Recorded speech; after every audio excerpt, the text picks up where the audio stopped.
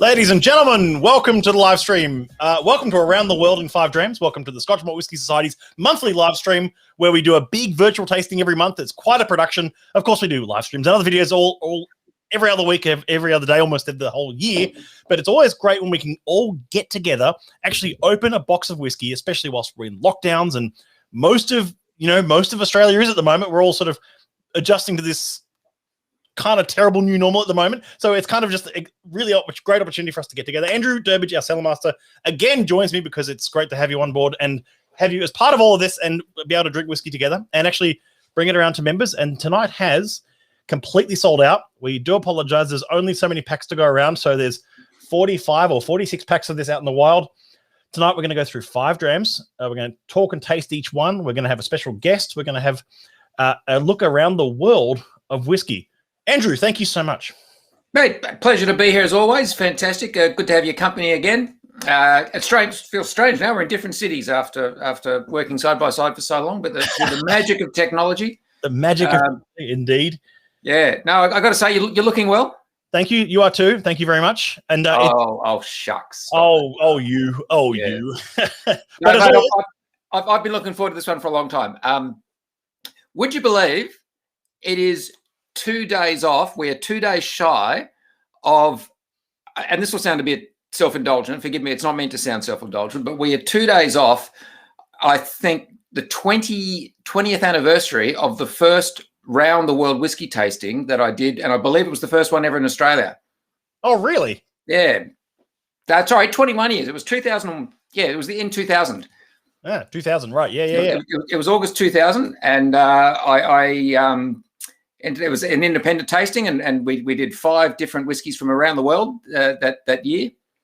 And I was just reflecting back on that and realizing, man, we're 2 days shy of the 21st anniversary of that. So 21 years on, it is fantastic to come back and do another around the world tasting. Yeah, it is. Well, I mean, it's a 21-year gap is probably one that needs to be remedied. I'm a bit rusty. Yeah, I'll have to. Yeah. And you could safely say that whiskey around the world has changed a fair bit in the last 21 years as well. Well, I'll give you some insights, right? So the round the world whiskey tasting we did in 2000, we had an Irish whiskey, which was Bushmills. We had the American whiskey was, we had 2 American whiskeys. So our bourbon was Maker's Mark. We had Jim Beam Yellow Label for the rye. Our Japanese whiskey was Yamazaki 12-year-old. And the Scotch whiskey was Macallan 12-year-old. Right. That's a very cool lineup. Yeah, no, well, it was for its time. A box of whiskey sounds classy, like Cooler Bar. And AD Vesting Up says, James Caden, good to see you. James, good to see everyone tuning in. Lots of comments coming through. Thank you so much. Darren Howie, good to see you. Someone says, surely we're beginning with the Australian. We're not, but that's okay. We'll reveal the lineup as we go along here. In Canberra. And and great comment here from someone. I can't see your name on this, but it says, advising those who haven't cracked open their bottles to do so now. They need some air to open up. That's a great idea. I've already poured the first whiskey. If you want to pour 72.97 Royal Nonsense, I encourage you to do so. I'm going to give it a feedback. Andrew, have you got your have you got your phone? Do you know that phone thing again? No, you're all good. I'm not actually, mate. Okay. I'll have to live with that one. Okay, so tonight is also an amazing opportunity for us because, Andrew, as cellar master, you can attest to how rare it is for us to have even 5 different countries of whiskey available to us in the warehouse at any moment. I mean, it's a rare opportunity for us to even say. I mean, we've done tastings before where we've had an Irish whiskey in the lineup, we've had a Welsh whiskey in the lineup, we've had maybe an American whiskey in the lineup here and there, but to have 5 different countries is pretty exciting, I think, anyway.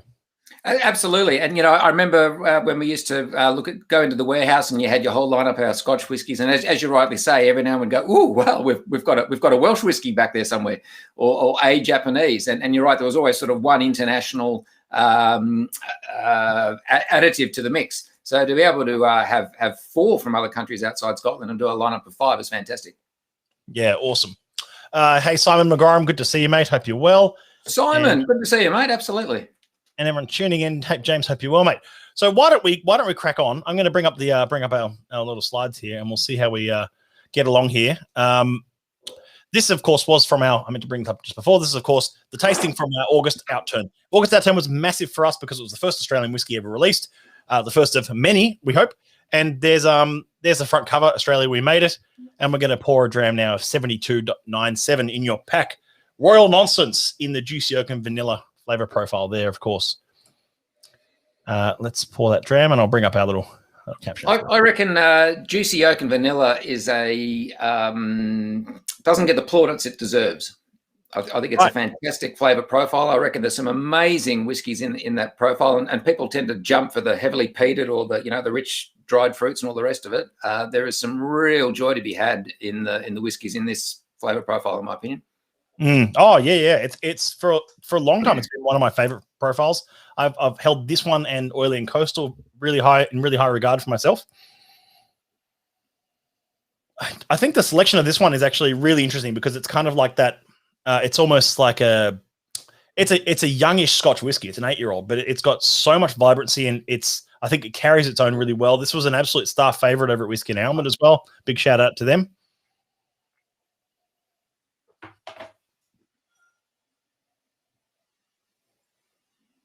It's a big distillery, this one.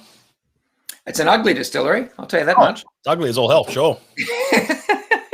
when and I'll tell you what, mate, that is probably the most sympathetic shot you would find on that site, I would suggest. you would have to walk around the property for half an hour to find that shot and that angle and take it. That's the most attractive view of the distillery we could ever show you. Did you source that online or? Yeah, because I drove past it, but I've never actually been inside. And I had to source that one because it's like there aren't. And by the way, I'm serious. That is the most attractive photo you can find. Yeah, well, look, I took about 20 shots on site when I was there, and the best looking one was inside looking at the stills. There was certainly or what's that other quote? The best photo is the one looking out from the distillery, not into it. Yes, yeah. The hills surrounding look better. I think I'm going to try that view instead. That works a bit better. Yeah, so we can all see that there. The other thing, of course, is what's not immediately obvious when you go to the site there is you've got the distillery, and then behind the back of it is a dark grains processing plant, and that was added in the 70s when the whole thing had its 1970s makeover. And like I think when it came to designing distilleries in the 70s, it was a bit like clothing fashion at the time. It was the decade fashion forgot. And you look at the distilleries that went up in the 70s and some of the buildings, and they were very functional. No one was thinking about visitor centres or tourism at the time. And the dark grains plant over the back just looks like an industrial, almost a petrochemical plant in this big, dull, brown building. Anyway, I digress. But fortunately, what comes out of the distillery is fantastic. And I think some of the expressions we've had from this distillery recently, I say recently, over the last 2 years, have just been brilliant, absolutely stunning stuff. An 8-year-old from a first fill barrel as well. It's very vibrant, very clearly ex-bourbon barrel. It's up there though. It's 62 point something % here, isn't it? 62. Yeah, although it's only 8 years old, so it's not going to have. The Angels haven't had too long to get stuck into it. And you mentioned the 1970s for this distillery. There was that era between 64 and 80 where they had Le Monde stills installed as well. And it was correct. Yeah, was that they were bottled under the name Glen Craig from memory, weren't they? And what was it, Moss Towie? Moss Towie, you're right. Sorry, Glen Craig was. Glen Craig was peated. No, Glen Craig was the Lomond stills from Glenbergie. But you're right. Sorry, yes, Glen Craig was Glenbergie, and it had its own society code though. Yes. Yeah. Which was like code 103 or something. I can't remember, but it was a weird sort of code that had very few bottles released from it. I'm loving the nose on this. It's so much fun. I've tasted this before. This is not a new release for us. This came out, I think, in the May or June outturn. It's just a remarkable example of great spirit. It was a member favorite. It was a bar favorite. And I think we often look at these kind of whiskeys, and people are often looking for the superstar codes, as I like to say in the past. And we so often we might forget about sort of some of the goodies that come out of the lesser known codes, if you like, the 72s and whatever the number is. If you're only ever hanging out for 33s and 27s, you'll miss out on some gems like this. Let's see just some of the chat coming in at the moment. JOVs are a delight. I thoroughly agree. What else have we got here? Just while you're reading through those, Matt, there's the most unbelievable savoury note comes on the second wave with it. This is one of these great whiskies that has it's almost an act in 3 parts or 3 acts, 3-act play. You've got that introduction, and then that second wave is this savoury note that comes through on the back of the initial sweetness. Extraordinary transformation. I can see you're adding a drop of water there. I'm going to give it a go. I'm going to see how that holds up with it. I mean, it's 62.3%. And first fill bourbon barrel, I think it could probably hold together. I have no doubt it can take it. Absolutely. Love to know. Someone says, by the way, people are saying that it looks like StreamYard's forgotten their name. We're not using StreamYard. We're using Restream. I'm sure there's a link on there about how to allow Facebook permissions, but it's not overly concerning. If you want to throw your comments up, we'll still throw them up. I've got the Facebook group on my little screen off to the side here, Matt, and I can see the names coming through, and it's all the usual suspects. Some of the usual suspects, indeed. Yeah. The best photo was the one where I forgot to take my lens cap off. That's the best photo of this distillery. Actually, Dr. Akers has just said no SMWS Capita AD. Stay on brand, man. For the record, Robert, I have got my society boxer shorts on. You just can't see them; they're below screen.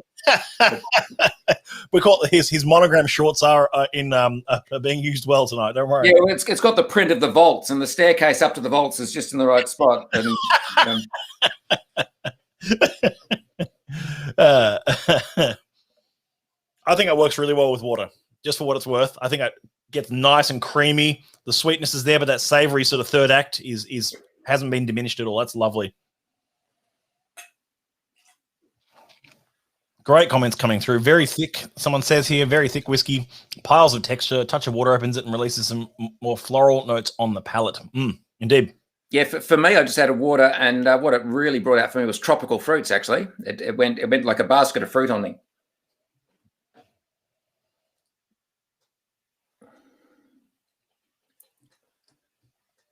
A lot of mineral notes with this one. Yeah, very mineralic. I don't think I'll get in trouble for saying that most of this whiskey from this distillery goes into a blend you might know as Ballantine's. It's the core component, the core components of Ballantine's. It's part of the Shivers Regal Group. Shivers Group have owned it since 2005, so it's definitely been a part of that for some time. But I do love the story of the distillery about how it had that sort of weird era of a couple of decades of Le Monde stills and dark grains plant and all sorts of things going on there, which they eventually sort of ironed out the kinks.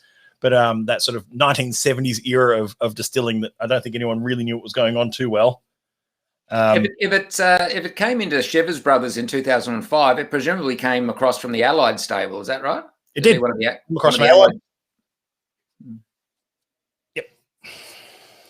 And now we get to all live vicariously through Sandy Hislop's adventures of his blending room and what he does with it all. Even posted. Yeah, I rate that. That's a really. It's a lovely. We've talked about this in our tastings previously, and it's a well-known industry secret amongst all of us who have to host tastings. But the first cab off the rank, the first whiskey, is always the tough one, and sometimes you struggle to work out where to start and which poor whiskey that would otherwise be a star goes first, and sometimes doesn't get all the plaudits it deserves. But that one stands up to the task very, very comfortably. I would recommend pouring your second dram if you haven't already, which is 130.5 harmonious as a barbershop quartet. Just for those playing along at home, of course, the tasting order is as it is in the menu. I know sometimes Andrew and I like to jump around with these because we like to sort of change the order, which I'm sure drives Susie a little bit mental, who's asked me previously what order should the menu be in, and then we'll change it on the night. But then in this case tonight, it's actually bang on as per the menu order. So we're going 72, 130, 147, 128, and B6 in that order for those playing along at home. Someone says, love it even more with a few drops of water. That's great to hear. And that's a good comment. Joel Rinaldi says, summertime dram with a good book, that one. Absolutely. It is a summertime dram, isn't it? Maybe we can feel like we're approaching spring, summer soon, because that hits the spot. We're almost on spring next week after next. Yeah. That's actually the topic of my Cellar Masters column in upcoming Outturn. I devote a few paragraphs to spring. Spring has sprung. Spring has sprung.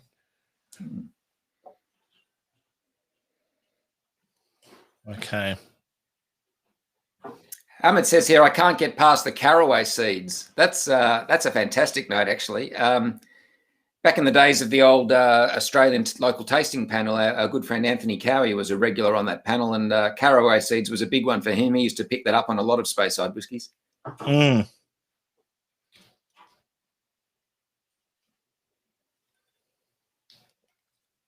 Well, I won't lie, Matt. I've moved on to the next one. All right, shall we? Let's go to the next whiskey. Yeah. So we're going to look at whiskey number 130.5. Now, it's been a while between Japanese whiskies at the Society. They don't come along very often.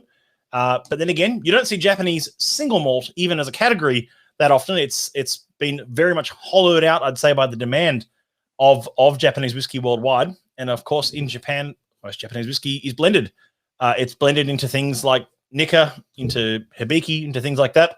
And so it's really exciting for us to get a very, very small parcel of Japanese whiskey. In this case, a 9-year-old. This is older than half the age of the distillery itself. And this is very exciting for us to have a premium whiskey from Japan, deep, rich, and dried fruits flavor profile that's had a extra finish and extra maturation in a first fill X stout barrel. For those who played along with the beer tasting last month, we're going back to beer casks. This one was in consideration for that tasting, but didn't really make sense in the lineup. So we're happy to include it in Around the World, and we're happy to share it with as many members as possible, especially when we get a small parcel like this. It's great to be able to actually sit back and say, why don't we share a dram of this? I've poured mine already.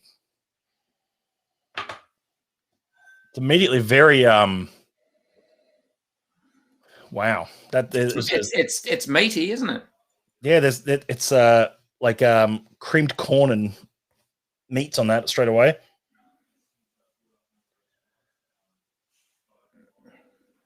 So I'll bring up some photos of the distillery for us to take a bit of a closer look at. Well, that doesn't work. Let's try that. That looks a bit better. There's the stills, a little bit more sort of onion shaped than some other stills, but still fairly traditional in their setup. There's the famous winewood egg for their winewood reserve, their winewood reserve maturation that they have there. In case you haven't seen an egg-shaped cask before, the stills up on their platform there, and some of the sitting across from some of the wooden washbacks that they use at this distillery. Founded in 2004, properly set up in 2008. However, was when the stills first ran. Ichiro Okuda actually has it as a it's almost like continuing a family business for him. It was his grandfather who set up, who was involved with Hanyu, I should say.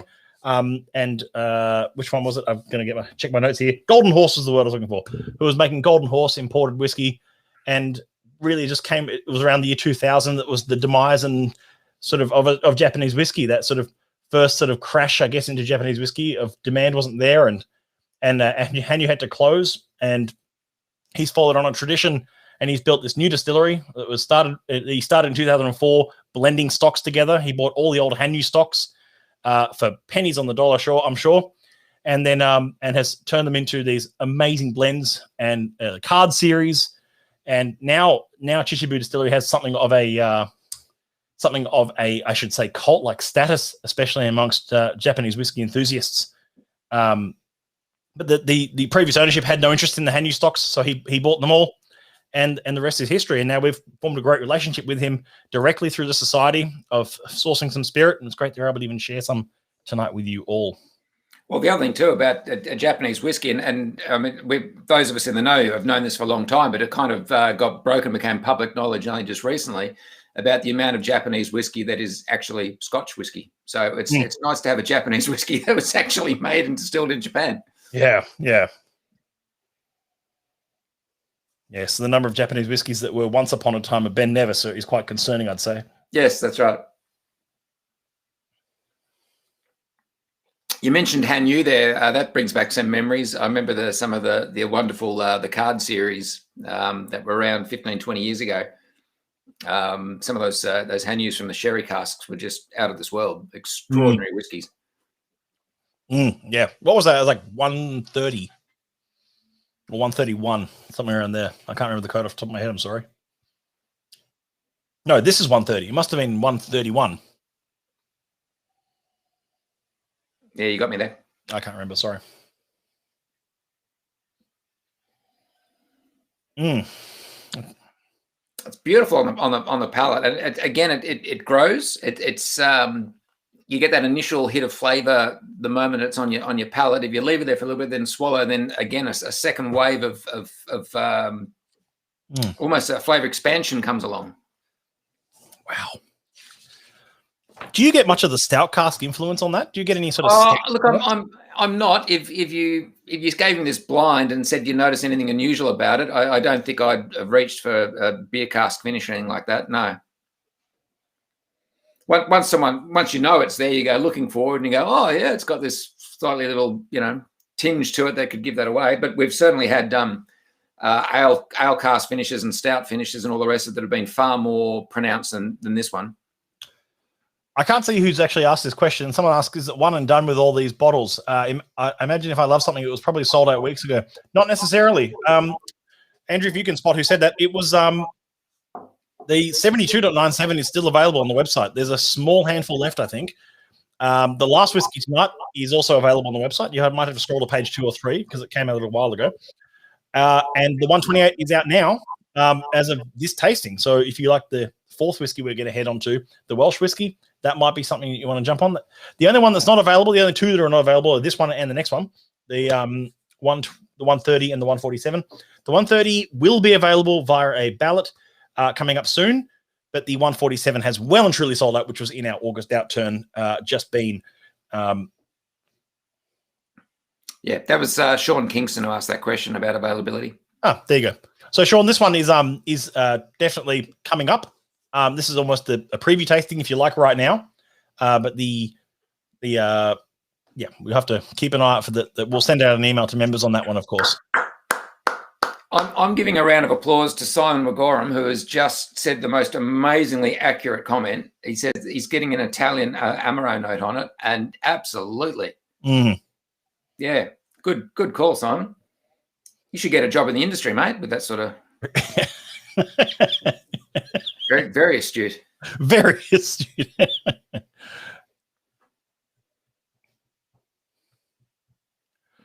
Great tasting notes there. More of a butcher than a barber on the nose.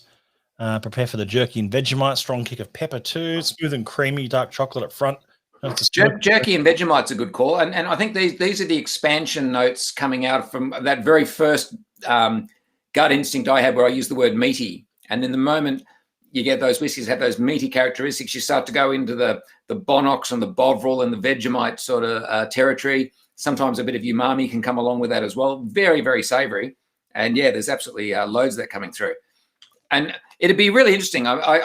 How much of that is being fashioned or framed or influenced by the stout cask, and how much was just part of the spirit and the initial cask it was filled into? We'll never know, of course. We can only speculate. But at the end of the day, some might also say, who cares? Just enjoy it because it's great anyway. Mulled wine note from Joel Rinaldi there. And someone saying they love the stout cask influence on here, which is great if you're picking that up. Matt Wooler asks, plus Japan is a big brewing country, so the stout casks Japanese origin. Yes, they are. This was distilled and matured entirely in Japan, so it's a very high likelihood that it was a Japanese stout. I don't know of which brewery, but it was completely matured. This one in Japan. Can we get Japanese stouts in Australia? I can't think of seeing any. Not stouts. I've certainly seen some dark beers from Japan over here, but I can't think of any stouts. I feel like this has triggered a quest. I accept this quest. AD, you mentioned meaty. Such squat stills and low angle and line arm surely must be factors there. Oh, that sort of question has got to come from someone like Scotty.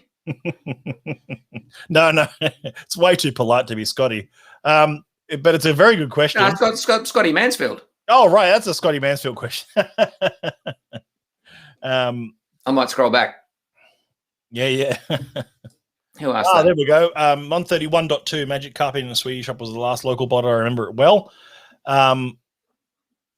Yeah, and we've had a few sort of in that era. We had some grains and malt whiskies out of Japan as single casks from the society, which were fantastic. Can I have 2 ballots, please? Someone says no. You may not.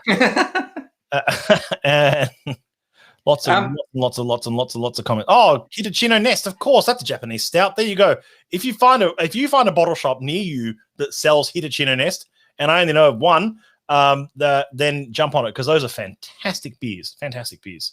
I'm in Sydney, mate. I can't go 5 kilometres from my house. So when you say, yeah, it's true. Well, if you find a good online retailer that sells the Hitachino Nest, great for you. Fair enough. That was Scott Mansfield asked that question, and so it was a great question. So just repeat it. I mentioned meaty, such squat stills and a low angle on the line arm surely must be factors there. Look, absolutely. When you look at it, you can see it on your screen there at the moment. Have a look at the shape of the still there. You are going to get a lot of that spirit just come roaring up. It's not one of those, line arms and still shapes where only the lighter alcohols make it to the top. You're going to get the heavier alcohols come through on that one as well with a shape like that. And absolutely, that's part of it. Interestingly, they're still using a shell and tube condenser. I noticed in that photograph. It's a big malty biscuity spirit, and it's gone in some pretty interesting places with this. With this cask influence. That next photo that I showed a bit early just then, there he is. There's Ichiro sitting upon one of his Oloroso casks, enjoying a dram, and he's the one who's, I guess, very much responsible for reviving and restarting the Japanese craft whiskey scene. Really, he was. I guess it's not unfair to call him almost a bit of a visionary of the scene over there. Especially when he was blending ridiculous aged Hanyu casks that no one wanted. And it wasn't a thing, and no one cared for it because Japanese whiskey in 2004 or even post-2000, that sort of 4 or 5 year gap, wasn't cool. It wasn't cool. No one was hunting out Yamazakis. No one was hunting out Hibikis. It wasn't cool at all. It was just, oh, that's a shame. It's not fruit wine. It's not beer. So who cares? There's a comment here. They need to get a worm tub. I don't agree with that. I think a spirit works really well. I think messing with it just for the sake of old school sort of way of condensing or whatever is kind of a bit. It would change the spirit quality perhaps too much. I'm not sure. And great comment here from Paul Leyland, who says he has an obsession with wood selection too. Yes, great. He does, and I think it's evidenced even in this right here. If you're tasting, I would consider a fantastic whiskey. Double meat with a worm tub. Double the meat. Perhaps over meat the spirit. How's that for an advertising slogan? Chichiboo, double the meat. Yeah. I'm going to set aside half my dram of that and come back to it because I think that's really still changing and opening up. It'll grow, absolutely. I added a few drops of water just to see how it would settle, and I think it's done really well. Awesome. I encourage you to pour, if you haven't already, your 147.1. Now, this came out in our August outturn. It was a rather special release for our local branch. It was a rather special release for the distillery itself. And I think it's also a testament to what this distillery is and has been doing. I'm going to bring up some photos for us to take a quick look at here. By the way, you left off the special effect there, Matt. Where anytime you say 147.1, you've got to have a my sound effect board isn't working. Yeah. But we are going to move on to 147.1. This was, like I say, a very special moment for us. There's the bottle itself. You might want to pour that. I'm going to bring in our special guest in just a moment to talk a bit more about everything that's been going on in here. There's, of course, the bar of this distillery. I wouldn't know which distillery it is. Great partner bar. It's changed a bit since that photo was taken. They don't use those glass demijohns on the back bar anymore. They've filled it all with stock. They're closed at the moment, of course. There's some great photos as well that we shared in Outturn and elsewhere, especially of their new distillery in Banks Meadow, just the scale of which is unto wither too. I'm not even going to try and say that word, but it's massive and it's a lot of fun. And there's some of the spirit that we picked off the cask of which we bottled in the distillery there. Some of the casks quietly maturing away on the top there. And I just want to stress that this one of the exciting part for us, for Andrew and I, and for the whole team at Society was about actually bottling this locally. Now, it might not seem like a big thing really, but a lot of independently bottled Australian whiskey is shipped over to the UK, is bottled up over there, and then sent back an allocation into Australia. For us, it was I'll say, logistical nightmare of bottling it locally, of getting glass stock, corks, capsules, labels, and everything made up so that we could actually create this whiskey in Australia for Australian members. For so many other releases, the .1 is always for the country of origin where it's made. So, the next, when we restarted the relationship with Chichibu is a good example. The Japan branch got the whole cask, and so they should. They formed that relationship. And same for us with 147.1. Australia pretty much got the whole allocation. A small amount went over to the UK for purposes of archival. But this is some of the process of the production line itself, the day itself of that bottling being made. There's a certain something special when you see this. I mean, you work on, you see this bottling in the context of casks and vatting tanks and spreadsheets, and then you see it actually being made. And there's a moment where you say, that makes it real. It's not real until you see the finished version. And that for us was super exciting. And there's the first bottle off the production line itself of a one that was where we actually applied the label straight and we're happy with it. So we're pretty happy with that. And to bring in our special guest, I've given away a surprise earlier. I'm going to bring in Dave Weathers. Dave Weathers, who is the master distiller of Archie Rose. Distillery 147. Whatever. There we go. We now know. Dave, welcome. Thanks for having me. Of course. Yeah. So much of a build-up. I don't know what to say now. Yeah. Yeah, you're welcome. There were great shots of the bottling. I haven't even seen them. Yeah, well, that was it. Of course, in your second warehouse there, that was bottling day. Yeah, that's great. Yeah.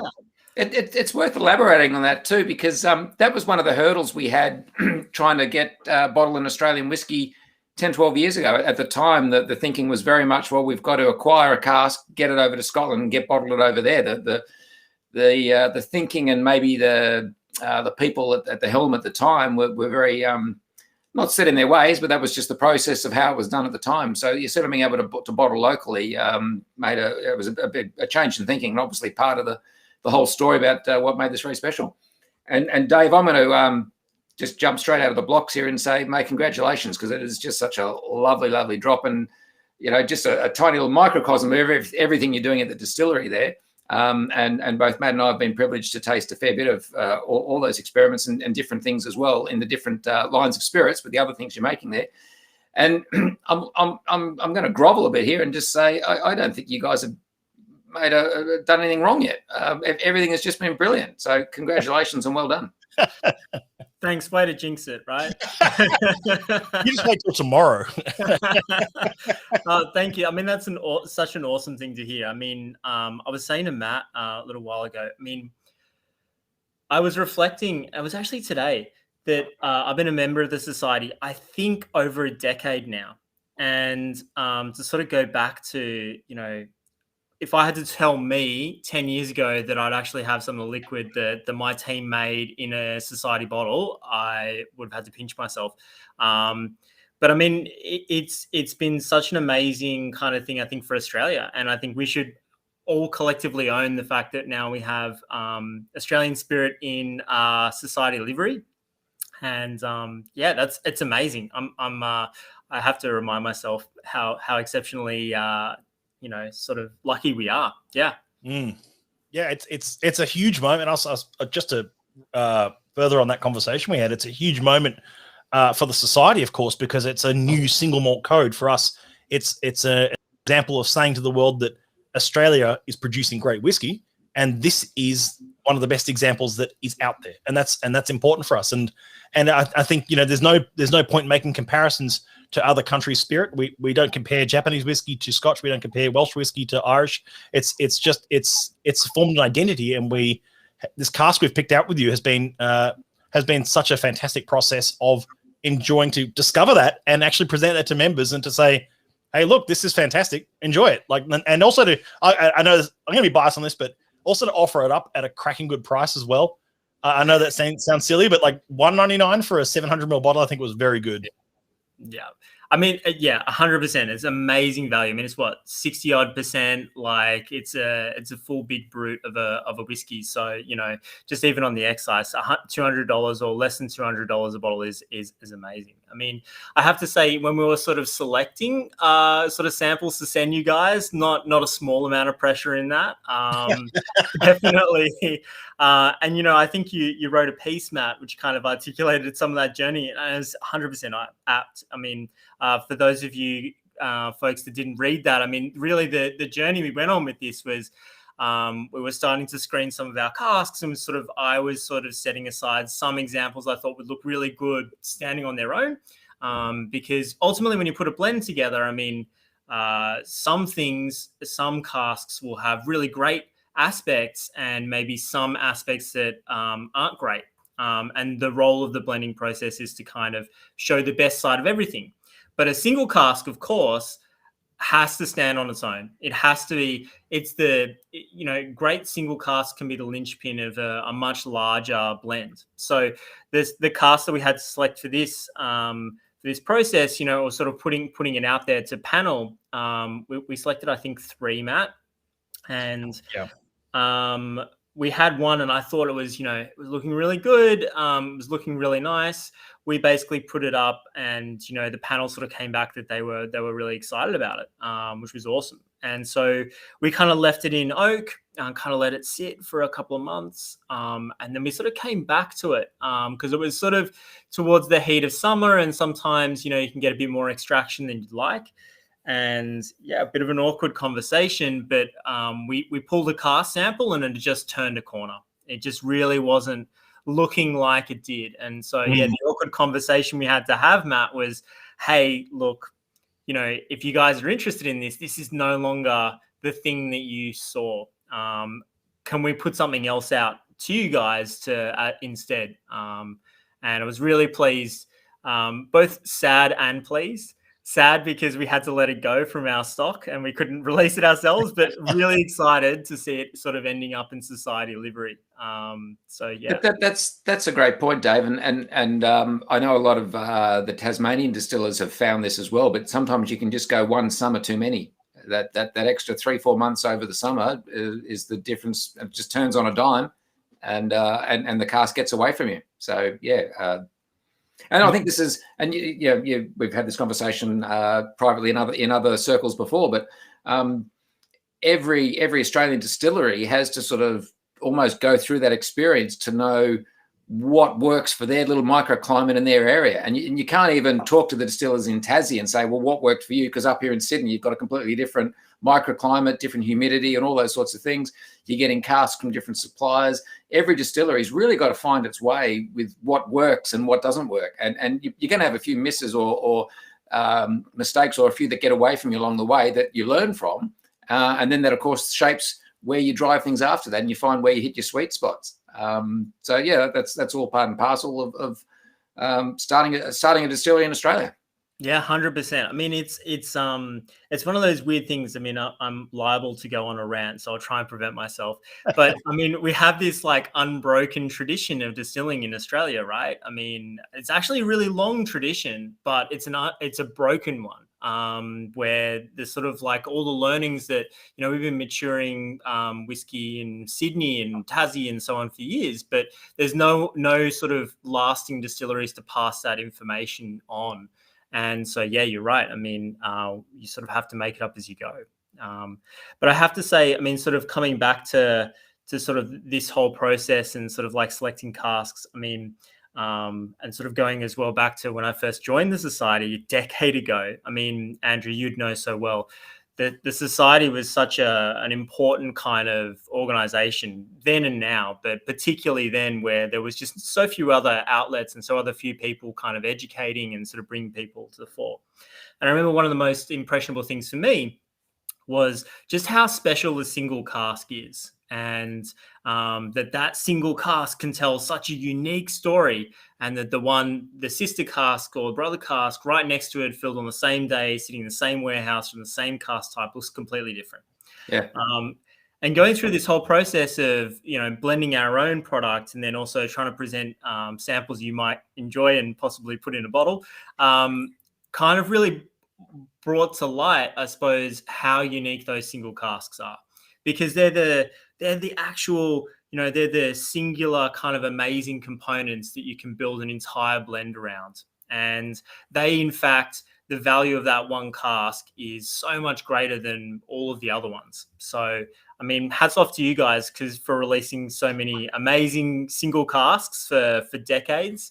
Yeah. Yeah, awesome. It's on your comment before about one summer too many. It was actually I'll remind you, it was a Sunday morning at about sort of 8:30, 9 o'clock when you called me about that.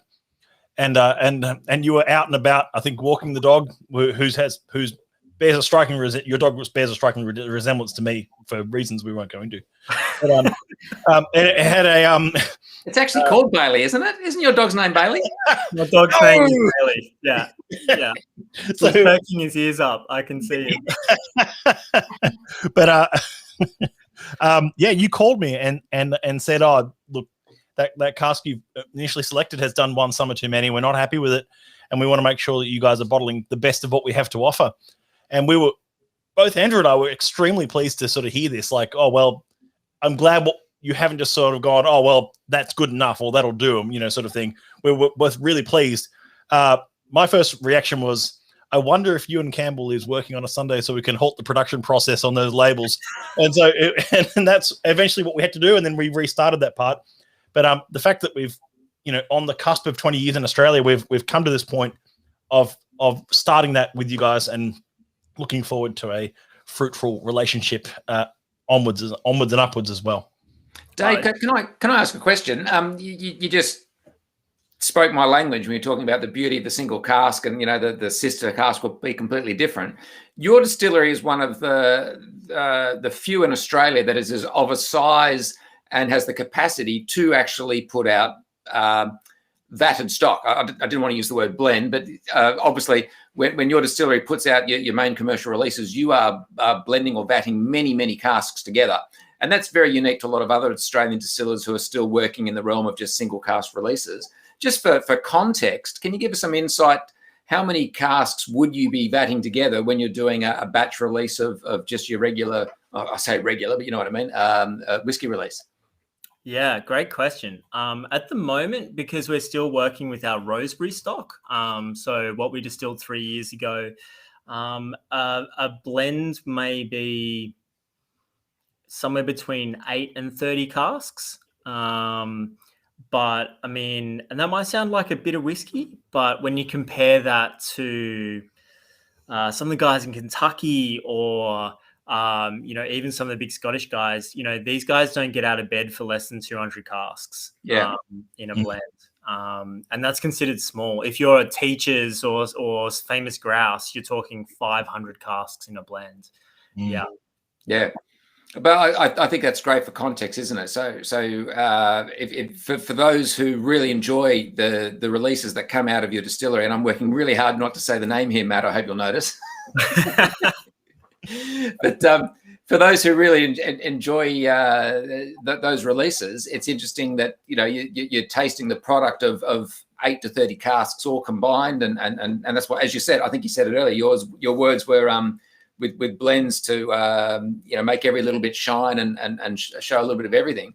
So to experience what's coming out of that in just one cask is such a treat. So again, thank you. And Dave, I don't know if you've been able to see any of the comments come up on the screen while we're having this conversation, but it has all been very, very positive.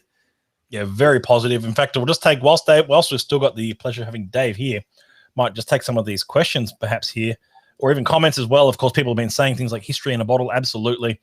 But there was a couple of questions such as any peated stuff on the horizon. So is Distillery 147 doing a peated run of their spirit at all?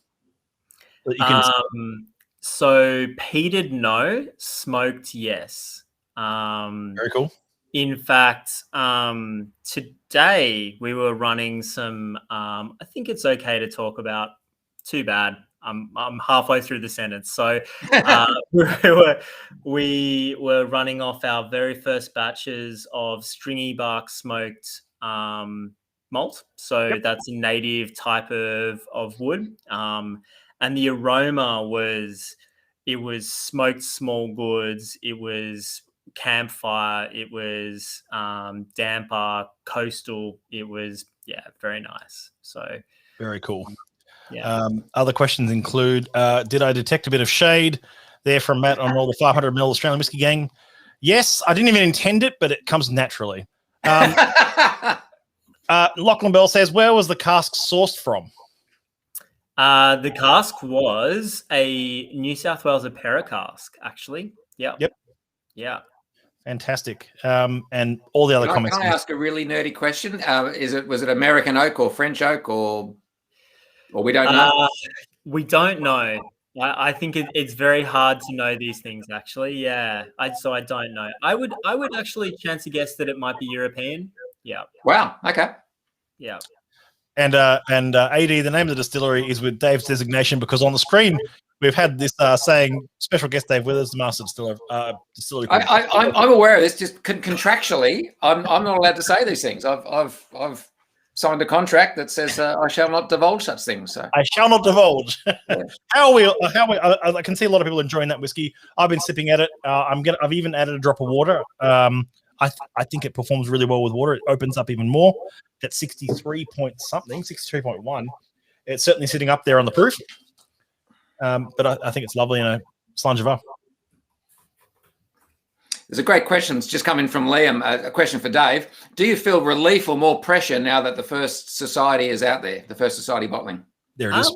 Relieved. Yeah, I think it's great. I mean, I think it's a milestone, and I look forward to drinking other Australian distilleries released by the Scotch Malt Whisky Society as well. So yeah, I think it's great just to see the tide turning and be able to get full cask strength, single cask expressions approved by a highly qualified panel of Australian whiskies. I think that's really exciting. Yeah. Yeah. Awesome. Well, Dave, we won't take up any more of your time. I really appreciate you jumping in with us tonight and being a part of this moment in history for us, for you, and for members to be able to actually enjoy this whiskey. So thank you so much for your time tonight. Thanks so much for having me, guys. Enjoy the rest of your drams. You're a champion, mate. Yeah, hope we get to see you in the flesh, face-to-face pretty soon. I hope so too. See you later. Is Banksmeadow within 5Ks? We'll find out. Thanks, Dave. See you soon. See you later. Wow.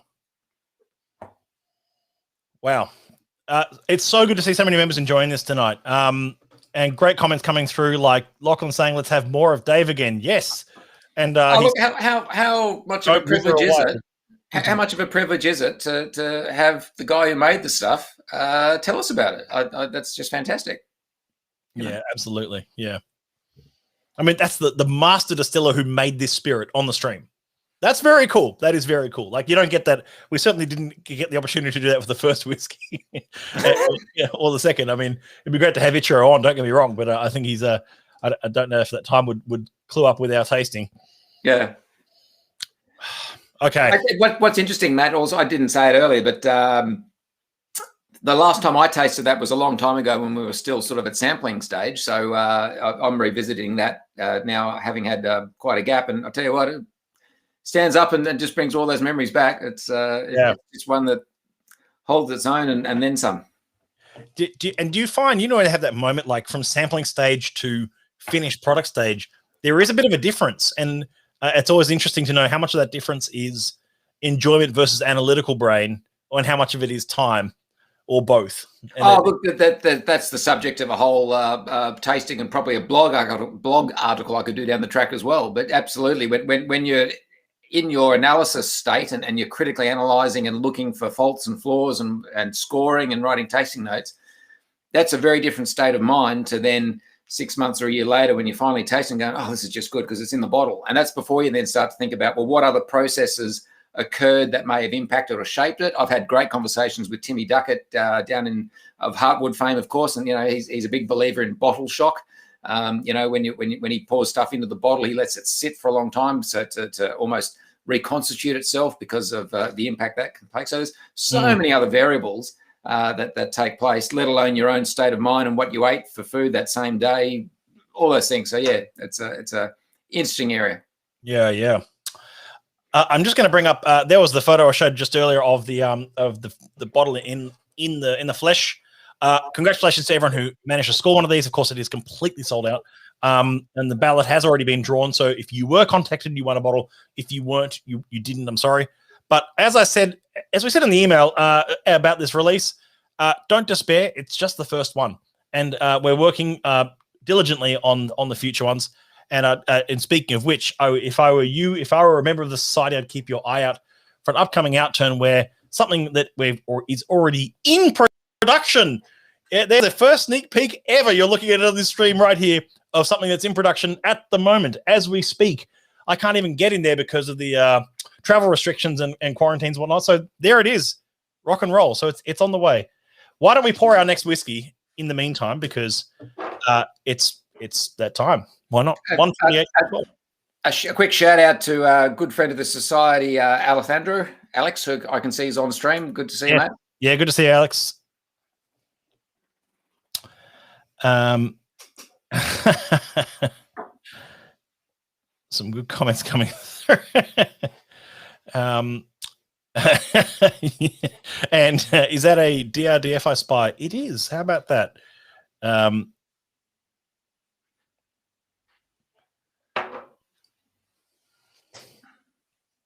There we go. Whoa!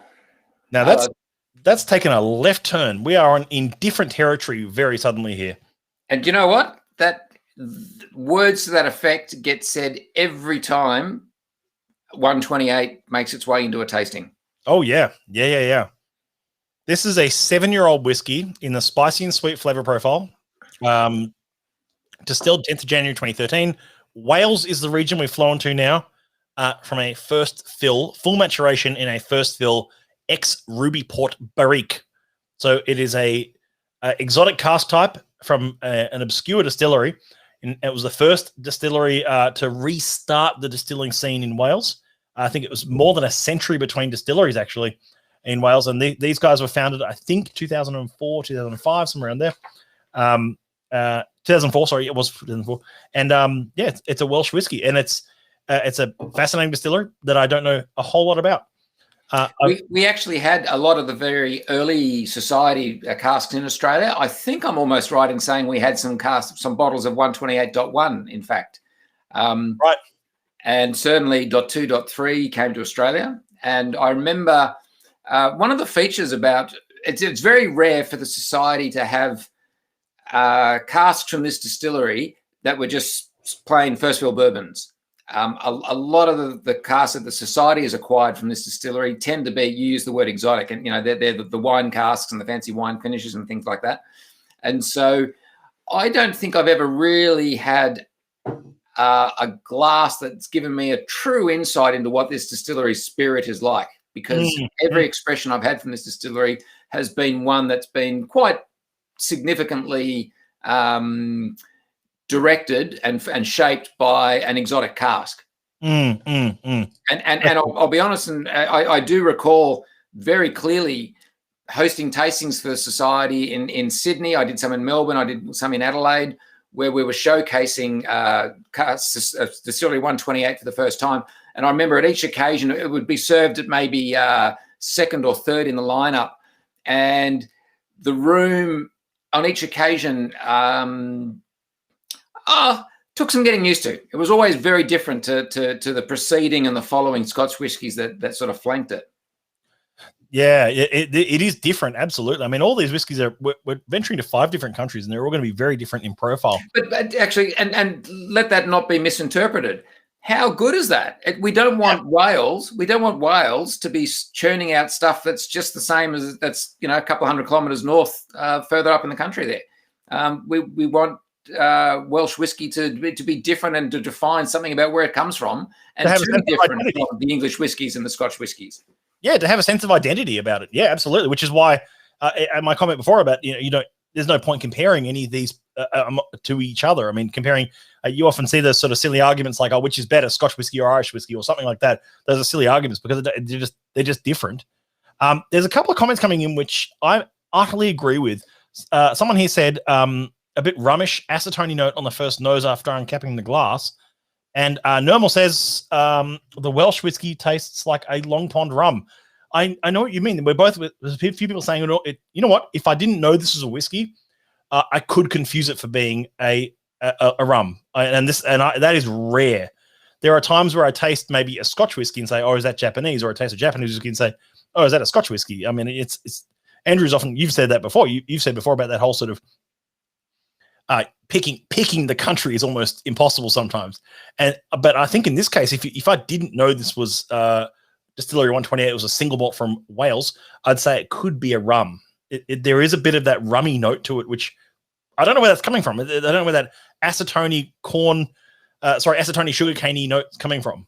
Well, I'm going to see your rum and raise you a brandy. I think there's actually a brandy note on this. Ooh. By James, the way, call of the day goes to Scott Mansfield for the Tom Jones reference. I don't know if you can bring up his comment there for all to see. Have you seen the Tom Jones comment there? I did see it. Let me find that. Here we go. I'd have to. There's a lot of comments coming in, folks. Anyway, I'll see if I can find it. Oh, there it is. There it is.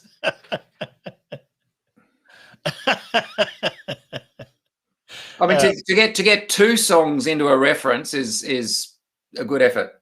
And at this rate, you're going to be having pairs of monogram boxes thrown at you on stage. It's again. It reminds me of strawberry and cream lollies. And James Villajanis, good to see you, James. Hope you're well. Big V says, my favorite on the nose so far tonight. And great question. Is the 128.12 out yet? A small allocation of this whiskey, not the whole lot, is on our website right now, as of 1 hour ago. So if you want to grab a bottle of this, it's not going to stick around. It's a spicy and sweet first fill ruby port Welsh whiskey. It's odd. It's unusual. It's very deeply interesting whiskey. Can I just say, when I made my comment about brandy before, that was just on the nose. I've only just tasted it now. I want to completely retract the brandy comment. Now that I've actually tasted it, absolutely, it's acetone rum sort of country, isn't it? Mm. And there's a really strange, There's a spearmint note coming through on that. I don't know if anyone else is getting that, but.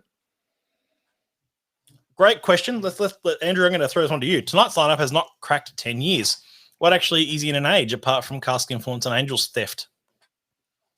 Well, I think what you're seeing, everyone's perception of age statement was crafted over 20, 30, 40, 50, 60 years of the Scotch industry telling us, this is what age means. And it gave us our point of reference, didn't it? Like there was a period there where a distillery wouldn't get out of bed for less than 12 years. They had to have a 12-year-old statement. And that shaped our perception of almost a minimum expectation. And then a lot of the new world distillers and distilleries came along, working in their climate and their sections and realizing that their whiskey would mature earlier. Now, I remember actually reading, it was one of the English distilleries, and when they set up, they did their business model based on their understanding of evaporation, based on Scotland. Now, Scotland's only just a couple of 100 kilometres north, and what they found was that their evaporative losses were so much greater because of the extra 1 or 2 degrees that they were for just being a little bit south and in a less cold climate. And that threw their whole business planning out as to when they were going to be bottling and releasing stock. So the microclimate difference in terms of evaporation and Angel's share is massive. And one of the big things we've seen as more countries have entered the whiskey production arena is whiskies from other countries coming to market a lot earlier, and certainly pre-10 years. You look at some of the great whiskies that come out from India, Paul John, for example, their whiskey is generally between 4 and 7 years old. I think they've done 1 8-year-old, and even then Paul John felt that was a bit past it. Certainly here in Australia, we know very well that you can bring product to market at 2 years, and other whiskies sort of hit their straps at 6 to 8. So I think when you start talking about this figure, this double-digit figure of 10, it is starting to be. We're seeing it more and more in just the Scottish and the Northern Hemisphere, the far north, the cooler climates. Definitely, and the other big thing is wood management. And one of the reasons a lot of Scotch whiskey distilleries took so long to get their whiskey to 10, 12, 14 years is because they were putting into tired old casks, and they needed that amount of time to get the wood extraction. Now that we understand a lot more about maturation and using first fill barrels that mature faster and quicker, we're seeing younger whiskey come to market these days. So yeah, we've just got to change. We've got to change the perceptions. Yeah, change the foundations that we built all our perceptions on that were formed decades ago under different circumstances. I mean, especially with things like STRs, shave toast rechar casks, especially with HTMCs, heavy toast medium chars, a lot of cask treatment, a lot of wood management and cask treatment that's changed how whiskey matures and how it can come to market a bit quicker. And I think if I've said this before, but I think 90s Scotch whiskey marketing has a lot to answer for. Of selling it has to be 12 years or it's not any good, kind of silly sort of statements. I mean, it's a good question from Lachlan that it's nothing here cracks the 10-year age mark. These are young whiskies because they are predominantly New World, but also because their spirit is coming to market quicker, more effectively through the processes you've mentioned and through wood management. And let's not forget the work of Dr. Jim Swan here. I mean, he made it his niche, his area was what can distilleries do to help mature their whiskey faster, to bring it to market quicker and make a more viable business out of it. And unfortunately, he went to his grave keeping a few of those secrets. But that was his. He earned a gig for 10, 12 years being employed by distilleries. How do we make better whiskey younger sooner? And a lot of the world whiskies and the younger whiskies that sort of fall in this category have got his fingerprints all over them. Absolutely. Question here asking, is this similar to other Penderyn releases? Don't think I've had many and none that taste or smell like this. I've been to 2 core range tastings of their range of whiskies over the last 5-6 years, and I can tell you with a straight face, they are nothing like this. This is obviously a single cask. It is cask strength. It's been through the SMWS expert tasting panel. They are very, very different from the core range. I would argue this. There are some distilleries where the society casks are much closer aligned to the DNA than others. And I think it's always exciting when it actually sits so far away from the DNA, because it's kind of an experience of flavor rather than brand. And I'm a big fan of that. They're nothing like this at all. And Lachlan's replying to you, AD, there, brilliant answer. And someone says here that I don't think even the Swedish whiskies we had were 10 years, and Sweden is even cooler than Scotland. But they were peated. They were peated, that's right, yes. Yeah, and peated whiskey can get away with that. Peated whiskey can get away with being younger. And great question here. Do you think the economics of whiskey plus better understanding of how aging works will mean we see more younger whiskey? I mean, we already are. And I think we will continue to. Yes, in a nutshell, yes. Well, the other thing that's playing out now is that there are a lot more players in the market. There are a lot more distilleries, both domestically here in Australia and even in Scotland now. And the more players there are in the market, the more competition there is, and that can drive down prices as well from an economical point of view. This almost makes me want to drink more rum, says Lachlan. Yep. And of course, yeah, someone says Jacaranda Jam is a 2-year-old. That's right. We shared some insights, Matt, in our outturn this month about the whole thing about age, but that was our point. The fact that 2-year-old cask from 147 was significantly better than some of the 5, 6, 7-year-old stock we were trying from other casks that were in the thinking at the time. Yeah, absolutely. Penderyn is the Ministry of Funny Walks from OBs to SMWS releases. And Normal says 128.9 was so different to this passion fruit and durian fruit basket. There was a 128 we had a while ago, like I'm talking like 4 or 5 years ago now, that was positively hazy in the glass.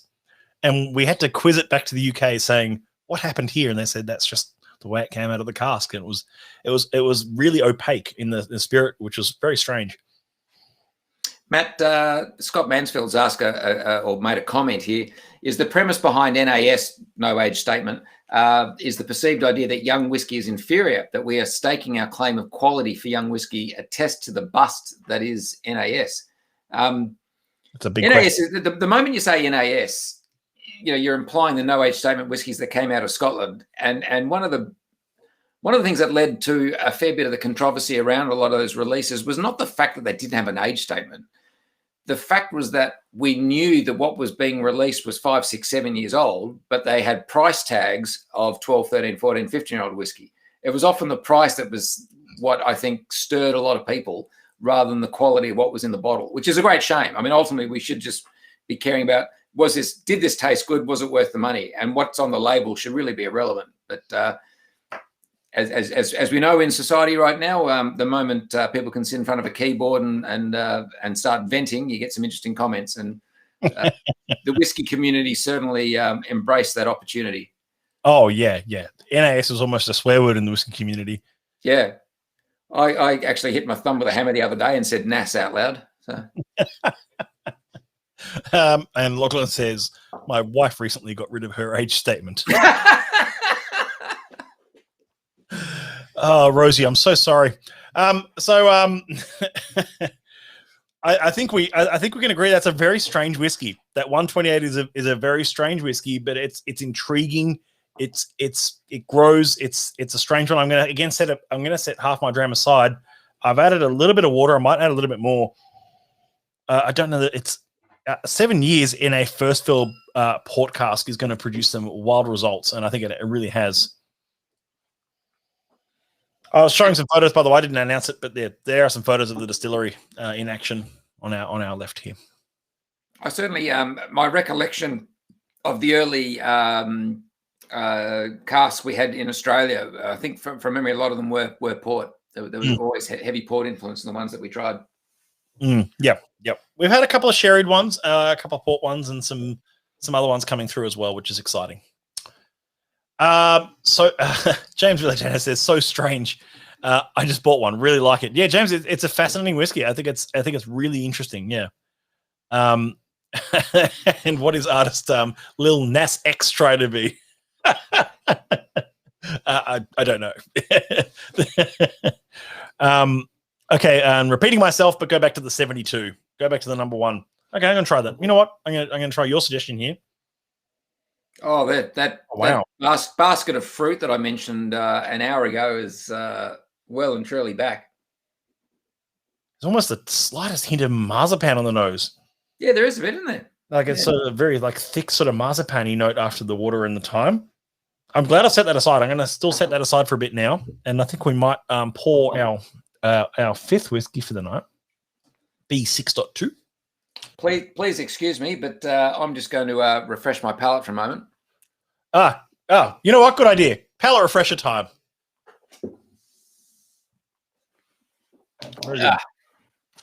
And always rinse and repeat.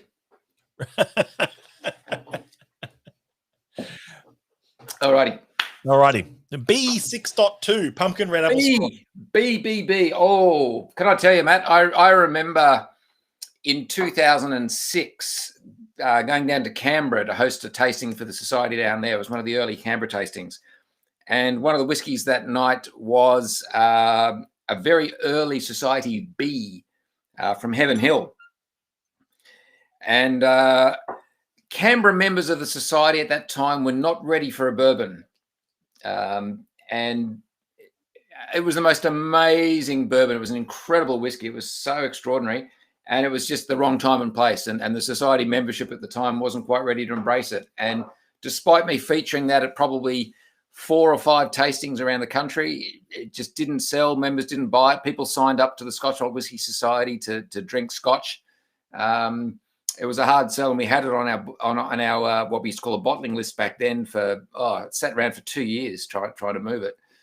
And of course, anytime you tell people now we had a cask of Heaven Hill that we could hardly give away, members just are amazed. But funny how the world changes. Oh, absolutely. What was that?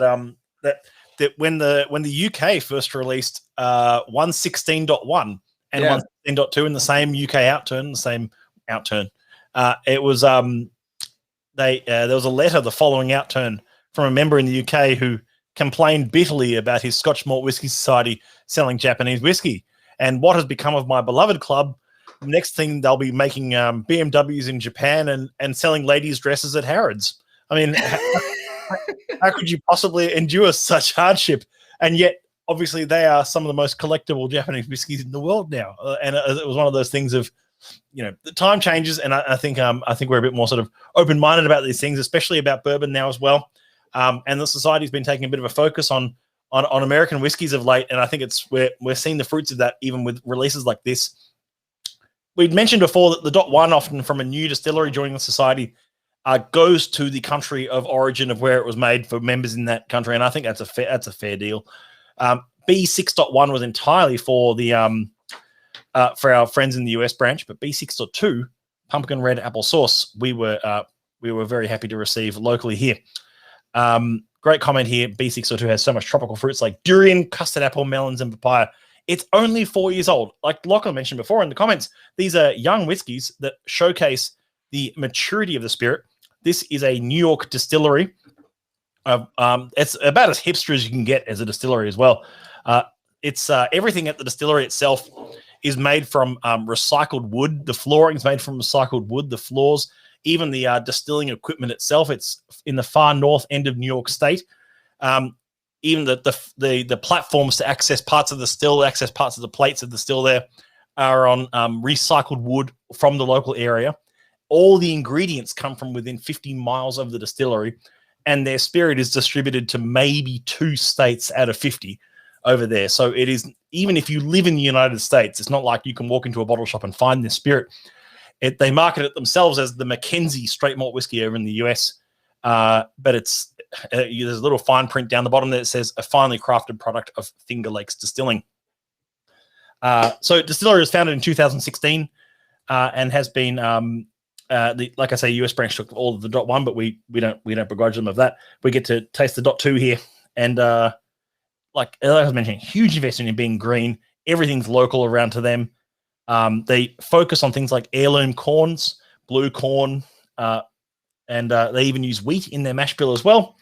So what you're tasting is probably closer to in terms of bourbons, closer to a Maker's Mark than a Jim Beam in terms of. Yeah, Maker's Mark has always been the poster child for wheated bourbons, hasn't it? Absolutely, yeah, and it's a wheated bourbon rather than more than anything else. And I think this is an example of a great local spirit to New York State. You can buy it, basically the Mackenzie you can buy in New York and surrounds, but that's about it. So for us to be able to get a cask and work with these guys on creating an incredible spirit, I think is very exciting for us. And that we're able to sit here tonight, go from Scotland to Scotland to Japan to Australia to Wales to here is very exciting. I almost got my order wrong then. Do you want to have a crack at answering Robert Akers' comment there? I could have a crack at it, but I want to throw to you first. Well, can you say the question so I can throw it up on screen? Oh, I'm sorry. It's why the face? WTF does straight malt mean? What does straight malt mean, which was on the label? Oh, straight malt. Was that on the label, was it? Yeah. Straight malt whiskey. Well, I mean, it is in that particular bottling, it is a malt whiskey product, unlike this one, which is a bourbon. Straight malt whiskey. That sounds like a bastardization of straight bourbon. Correct. I was going to say, so straight bourbon. I can't. Is it 2 or 4 now? To qualify as a straight bourbon, it's either 2 years or 4 years. 2, yeah, it is still 2. It's 2. Okay. It's so 4. It's 4 for bonded. Right. Yeah. So I guess we imply from that they're using the local American terminology and saying that, hey guys, this is a malt whiskey that's at least 2 years old. Robert, that's how I would interpret that. Yeah, it's a bastardization of language, which it doesn't really mean much, but it's sort of like, yeah, straight bourbon, sort of, we're going to call this straight malt whiskey. You know what?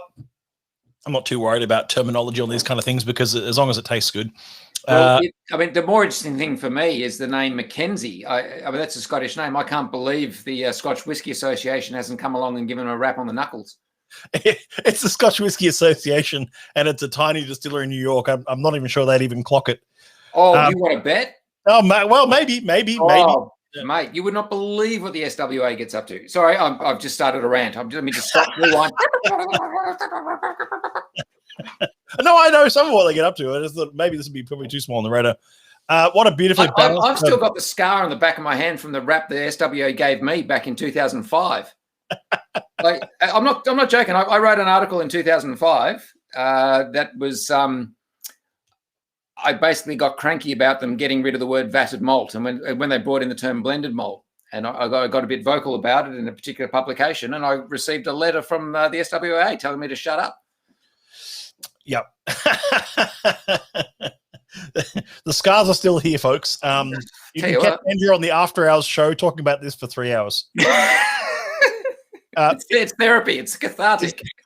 Whiskies by Jam asks, the pagoda roof functional or just for show? It is just for show. Unfortunately, I hate to burst the bubble, but most of the Scotch whiskey ones are just for show these days as well.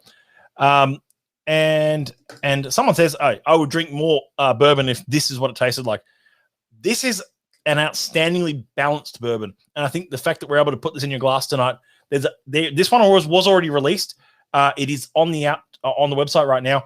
I don't know how many are left. It's very few. So if you wanted to jump on one of these bottles, I would do it tonight. And Darren, I can see your question, mate. Have a look, right?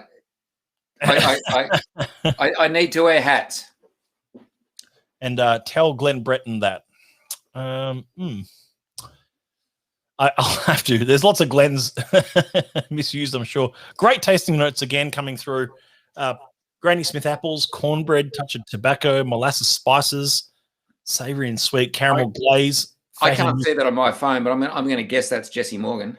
Yeah, it's coming up on the screen, so that's all good. Yeah.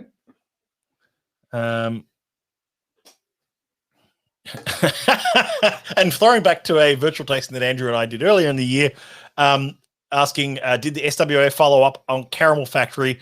Of course, referring to when we had a 13 something in a lineup that was that Andrew referred to as a distillery that normally has that produces a caramel factory of spirit. We're not going to mention that. In fact, I bumped into the ambassador of that particular brand the actual following night from that tasting, and he mentioned that as well. So that was fun. Is that right? Yeah, it's true. I didn't tell you that. There you go. Okay.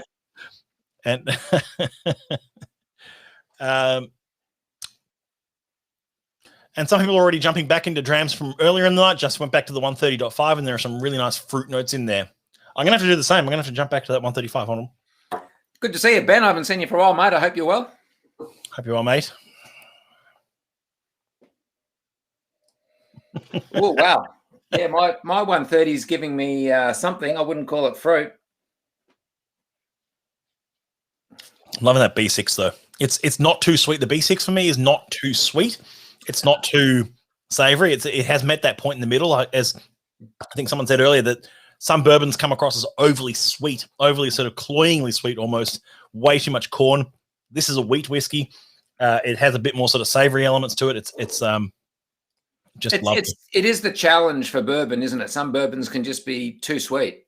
And what I've really enjoyed about all the Society bourbons, in fact, the ones that the Society's bottled, they've all offered something more complex than that. There's been something else in the mix, and that's obviously precisely why we've bottled them. It's why we've struck up the relationship with those distilleries as a result. I think it'd be really disappointing to buy a bottle of Society bourbon and say, oh, it just tastes just like Jim Beam. Yeah. You want Jim Beam? Go buy Jim Beam. Now, this B6.2 is actually the only whiskey in the lineup for us tonight that had previously featured at a tasting. As I said, we did previously release this whiskey. Pardon me.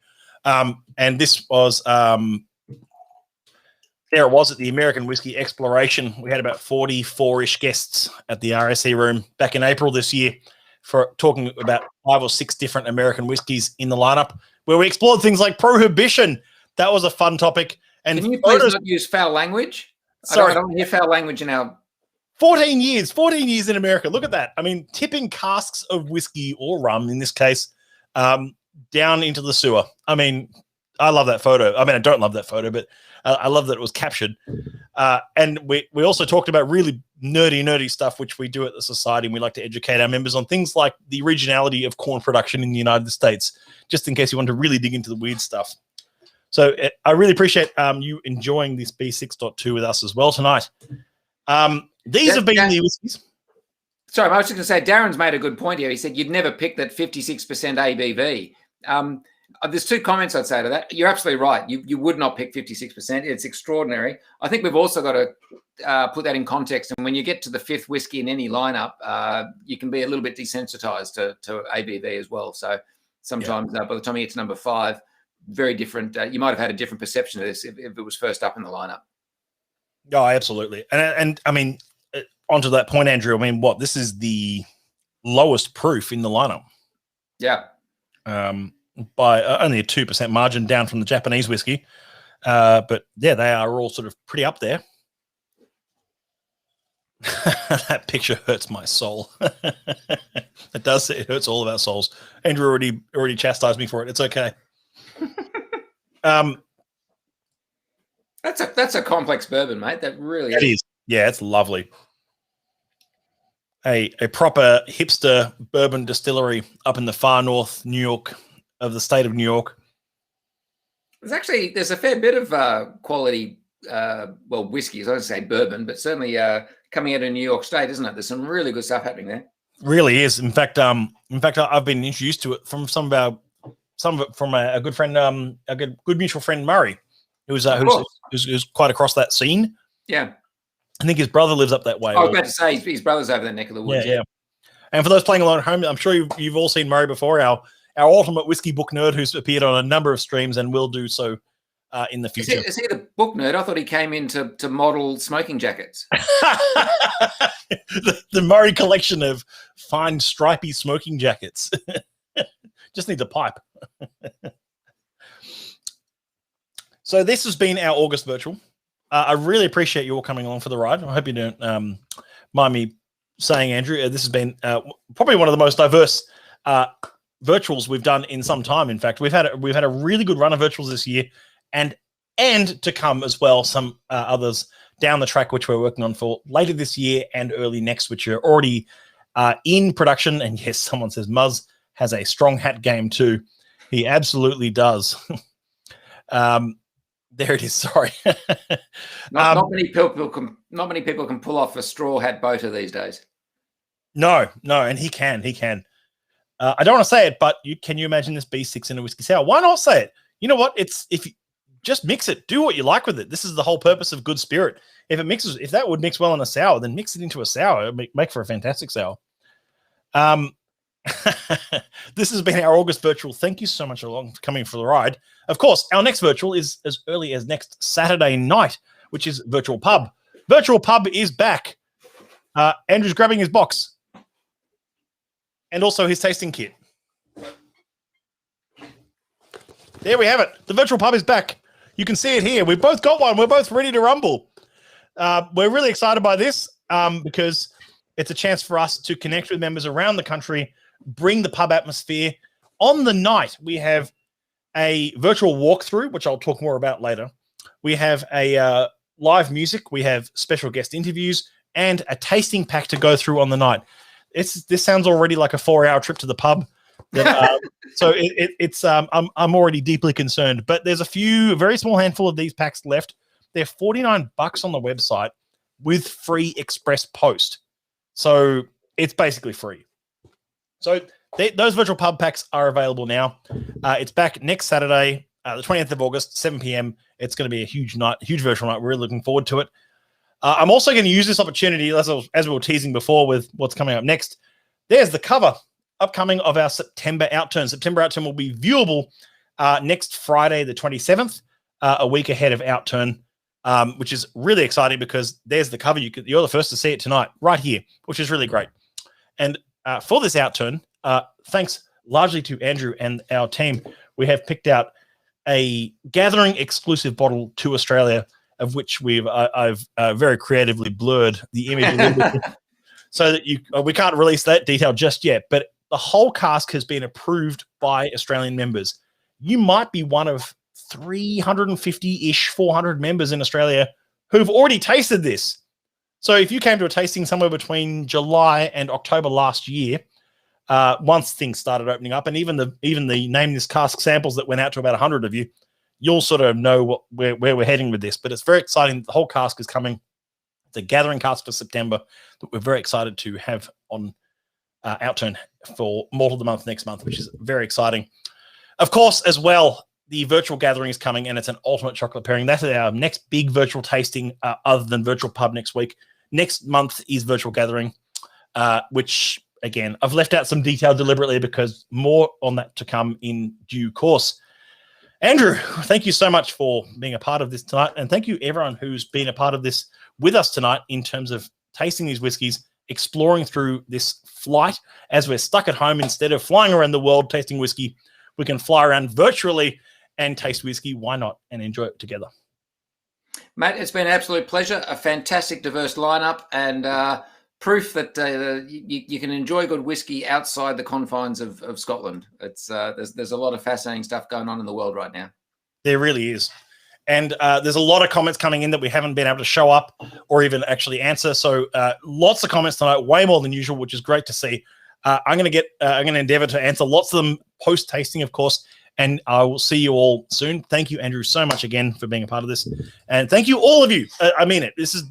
These virtual tastings would be hosting to a crowd of zero if it wasn't for you members actually enjoying what we're putting together and sharing the love of great single cask whiskey, great full flavored whiskey from around the world tonight. And we really mean that. It means a lot to us, you being a part of this story. So thank you again. They're a lot of fun. It has been an absolute pleasure drinking with you. Slanjava. Thanks, folks. We'll see you all soon. Bye for now.